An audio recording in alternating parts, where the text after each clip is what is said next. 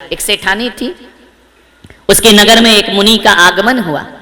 वह उनकी वंदना को गई, प्रणाम किया, सेठ भी गया, श्रावक लोग दर्शन को गए, सब दर्शन करके चले गए, सेठ भी चला गया, सेठानी बैठी रही। मुनि ने कहा सब चले गए, सेठानी तुम भी जाओ। बोले गुरुदेव एक जिज्ञासा लेकर आई हूं। क्या है? मेरे मन में एक दुविधा है। क्या दुविधा है? मेरे मन में एक दर्द है, मेरे मन में एक पीड़ा है, मैं दुखी हूं महाराज। महाराज ने कहा नगर सेठानी दुखी? गरीब दुखी हो तो चल जाए, तू क्यों दुखी है? दौलत नहीं है? बोले अपार दौलत है। तो फिर क्यों दुखी है? महल बहुत बड़ा है, नगर सेठानी है, जितना पैसा मेरे पास उतना नगर में किसी के पास नहीं है, फिर दुखी क्यों है? तो सेठानी बोले एक दुख मुझे चुभता है, बहुत ज्यादा पीड़ा देता है, दर्द देता है। बोले क्या दुख है तुझे? बोले बरसों बीत गए, निसंतान हूं, मुझे संतान सुख नहीं है महाराज, क्या वो मुझे प्राप्त होगा? मुनि ने कहा अवश्य होगा। इतना सुना कि कानों में जैसे अमृत घुल गया हो, रोम रोम रोमांचित हो गया। झूठे ना होए मुनि के बहना। मुनि ने कह दिया इसका मतलब होगा या नहीं होगा। सेठानी जैन थी, उसने कहा गुरुदेव क्या बोल रहे हैं आप? बोले अवश्य पुत्र होगा तुझे। पुत्र होगा मुझे? आंखों से अश्रु की धारा छल छल करके बह गई, ऐसा लगा जैसे पुत्र हो ही गया हो। मुनि ने कह दिया, दर्द दुखती रोए पर हाथ रख दिया। मुनि ने कहा तुझे अवश्य पुत्र होगा, अवश्य पुत्र होगा, मैं पुत्रवती बनूंगी, मुझे मां का सुख मिलेगा, मुझे संतान का सुख मिलेगा, अवश्य मिलेगा। लेकिन जैसे ही लेकिन कहा ना, चेहरा उतर गया सेठानी का। लेकिन क्या मतलब गुरुदेव? तू आगे का बर्दाश्त नहीं कर पाएगी। ये संसार है, यहां सुख का हाथ पकड़ के दुख भी साथ में आता है। हमेशा सुख नहीं रहता, हमेशा दुख नहीं। तू बहुत सुखी हो रही है, प्रमुदित हो रही है, लेकिन तेरे साथ साथ एक दुख भी आने वाला है। बोले क्या दुख आएगा? बोले इधर तेरा पुत्र होगा, उधर तेरा पति दीक्षा को धारण कर वो सन्यास ले लेगा। पति सन्यास, पति जाए और पुत्र हो, किसे चुनोगी आप? पति को या पुत्र को? जीवन भर की अभिप्सा है कि मां बनूं, मां बनूं, मां बनूं। मां बनने का समय आया, पति का वियोग, वो दीक्षा धारण कर लेगा। नियति को कोई नहीं रोक सकता है। क्या कहती सेठानी कि मुझे मां नहीं बनना है? क्या कहती कि मेरे पति को दीक्षा नहीं लेने दो? दुविधा में फंस गई। नियति विधिना तेरे ले, किसी से कहे न जा, जो होना है सो। सेठानी तू चिंता मत कर, तू कुछ भी नियति में फेर बदल नहीं कर सकती, जो होना है वह होकर ही। अब तू कहे कि पुत्र नहीं चाहिए तो ऐसा भी नहीं होगा, पुत्र तो तुझे होगा। और यहां पुत्र हुआ और वहां पति दीक्षा को धारण कर ले। दुविधा में फंस गई सेठानी। वरदान मिला या अभिशाप मिला, कुछ समझ ही नहीं पाई। खुशी लेकर के जाऊं या दुख लेकर के जाऊं? घर जा रही है अनमने मन से, और एक दिन सेठानी गर्भवती हो गई। मालूम है? गूढ़ गर्भ हुआ। गूढ़ गर्भ जानते हो? जिसमें उदर वृद्धि नहीं होती है, ऐसा लगता है वो गर्भवती है या नहीं है। गूढ़ गर्भ, तीर्थंकरों की माताओं को भी गूढ़ गर्भ होता है। उनकी त्रिवली जो सलवटे हैं पेट की, वो मिटती नहीं है 9 माह तक, ध्यान रखा। गूढ़ गर्भ हो गया सेठानी को। सेठ को पता ही नहीं। सेठानी ने कहा कि बताया कि ये गया, क्या करूं? नहीं बताया। अंतिम समय आया, 9 मास पूर्ण हुए।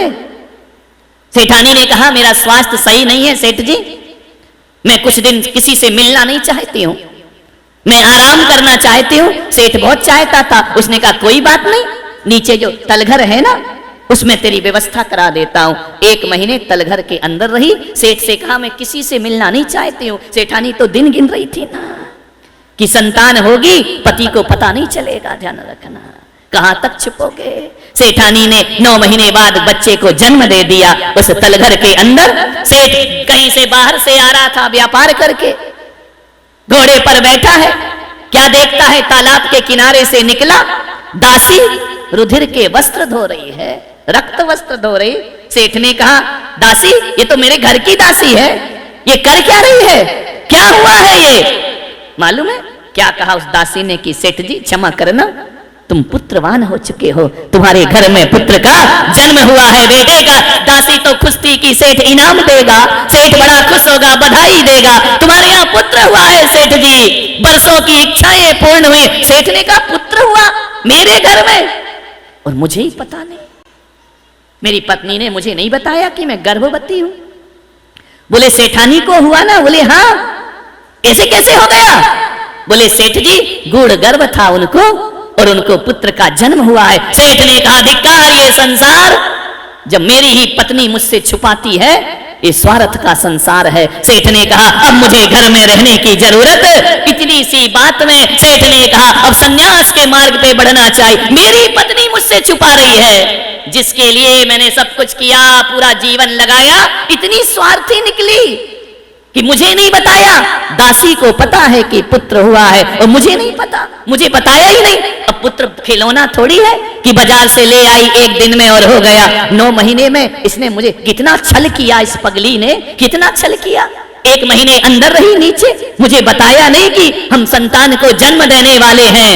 सेठ घर गया और जाकर के सेठानी से बोला लाओ ये सारी संपदा पुत्र के नाम करता हूं और मैं यहां से विदा लेता हूं। चले गए सेठ परम दिगंबर दीक्षा धारण किए, जाकर के सन्यास ले। नियति को कौन बदल सकता है?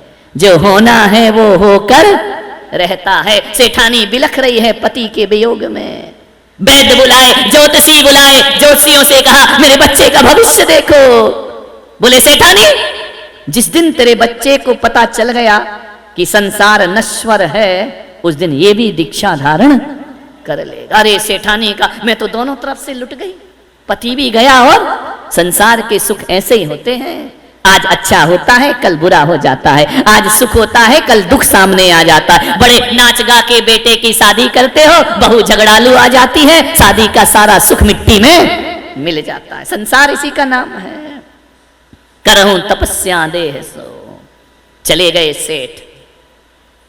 सेठानी ने कहा ऊपर वाले कक्ष में लाओ और मेरे पुत्र को संसार देखने नहीं मिलना चाहिए। नश्वरता देख ली तो वैराग्य ले लेगा। लाख उपाय करे, कोई लाख करे चतुराई, कर्म का लेख मिटे ना रे भाई, कर्म का लेख मिटे ना रे भाई। इस दुनिया में कर्म के आगे चले ना किसी का उपाय। कागज हो तो हर कोई बाँचे, कर्म न बाँचा जा। एक दिन इसी किस्मत के कारण बन को गए थे रघुराई रे, कर्म का लेख मिटे ना रे भाई। जरा समझो इसकी सच्चाई रे, कर्म का। कितने हम कर्मों के लेख को बदलने का प्रयास करते हैं। नादान हैं जो परिस्थितियों को बदलने का प्रयास करते हैं। नहीं, जो होना है वह होकर ही रहेगा। बंद कर दिया कमरे में। मालूम है इतना बड़ा हो गया पुत्र, जवान हो गया, दुनिया नहीं देख लेती। मोह ने बांध लिया बंधन में, कहीं नहीं जा सकता, तो अंदर ही रहेगा। मालूम है एक दिन वहां पर राजधानी में रत्न कंबल बेचने वाला आया, रत्नों के कंबल राजा को दिखाया। राजा ने कहा नहीं, मेरे पास प्रजा का धन है, मैं अपने सुख के लिए इतना महंगा कंबल नहीं खरीद सकता हूं। जाओ ले जाओ, हमें नहीं लेना है। जैसे ही राजधानी से लौटा, गांव में पहुंचा, नगर में सेठानी को दिखाया। सेठानी ने कहा रत्न कंबल इतना सुंदर। बोले हाँ मुझे दे दे। खरीद लिया सेठानी ने। मालूम है किस्मत कहां कहां ले जाती है। राजा ने ठुकराया, सेठ ने खरीद लिया, सेठानी ने खरीद लिया। बोले मेरा तो मेहनत का पैसा है, राजा का प्रजा का होगा, मैं तो खरीदूंगी। बहुत प्यार करती थी पुत्र को। मालूम है कंबल का क्या किया? कंबल लेकर के उसकी जूतियां बना दी, रत्नों की जूतियां बच्चे को पहना रही है। ओढ़ने के लिए नहीं लिया, क्योंकि उनका बोझ वो सहन ही नहीं कर सकता था। जूतियां बना दी। एक दिन जूती छत पर सूख रही थी, एक चील आई और जूती को उठा करके ले। वो मांस समझी कि मांस का टुकड़ा होगा, लाल जूती थी, मगमल की मखमल की, उठा करके ले गई, राजा के महल में छोड़ दिया। राजा ने कहा ये किसकी जूती है? इतनी महंगी रत्न कंबल की जूतियां, अरे ये तो वही कंबल है जिसे मैं नहीं खरीद पाया। राजा ने कहा कौन है मेरे नगर में इतना धनपति, एक तो कंबल खरीदे और उसके बाद उसकी जूतियां बना दे, इतना धनाढ्य कौन है? राजा ने कहा पता करो मेरे नगर में कौन ऐसा धनपति है। पता चला एक सेठ की सेठानी है। राजा ने कहा हम मिलेंगे उससे। गए मिलने के लिए, मालूम क्या हुआ?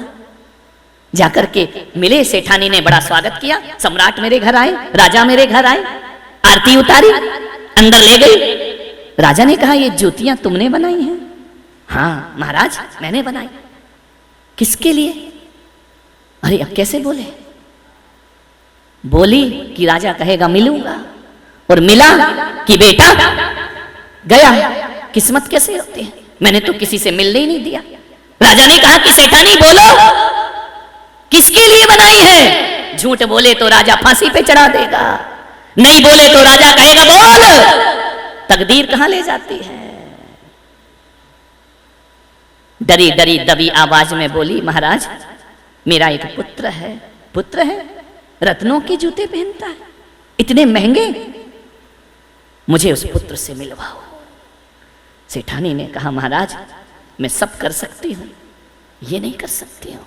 ऐसा कैसा पुत्र है? जितना सेठानी मना करे राजा की जिज्ञासा उतनी बढ़ती जाए कि नहीं मैं तो देख, वो नहीं मिलेगा महाराज आपसे। क्यों नहीं मिलेगा? चोर है? अरे महाराज ऐसी बातें मत बोलो। तो क्यों नहीं मिलेगा? सेठानी मेरा आदेश है, हुक्म है, कहां है तुम्हारा पुत्र, हमें उससे मिलना है। सेठानी क्या करती लाचार, ले गई ऊपर कक्ष में, आरती उतारी राज की, दरवाजा खोला, जगमगा रहा है कक्ष, झिलमिला रहा है। राजा ने कहा सेठानी बहुत पैसा है तुम्हारे पास, मालूम है? आरती उतारी राजा की, क्या देखती है? उसकी आंख में बच्चे की आंसुओं की धार बह गई। सेठानी ने कहा महाराज बैठो। सरसों छिड़की, वह सरसों उचट करके उसके आसन पे चली गई बच्चे के। रानी सेठानी ने कहा महाराज भोजन करो। बोले हम यहीं भोजन करेंगे, यहीं पर लेकर के आओ। भोजन किया। क्या देखता है राजा कि बच्चा रो रहा है और सीधा नहीं बैठ रहा, ऐसा ऐसा हो रहा है। और चावल देते हैं तो यूं करता है, फेंक देता है। पूरा चावल फेंक दिया उसने। सेठानी से पूछा ये क्या करता है? बोले महाराज इसने कभी जीवन में आग नहीं देखी, इसने कभी सूर्य का प्रकाश नहीं देखा, ये रत्नों की रोशनी में पला है। आज तुम्हारे स्वागत में मैंने आरती उतारी ना, तो उसके ताप से इसकी आंख में आंसू आ गए। महाराज ये देखता नहीं है कि दीपक क्या होता है, इसने कभी इस कक्ष से बाहर नहीं जाता। देखो ना महाराज पूरा कमरा रत्नों से चमक रहा है, दमक रहा है। महाराज ने कहा ये हिल क्यों रहा, सीधा क्यों नहीं बैठता? बोले वो जो राई का दाना है ना, वो इसके आसन में चला गया होगा, वो इसको चुभ रहा है। राई का दाना चुभ रहा है? बोले हाँ। इतना सुकुमार? बोले हाँ।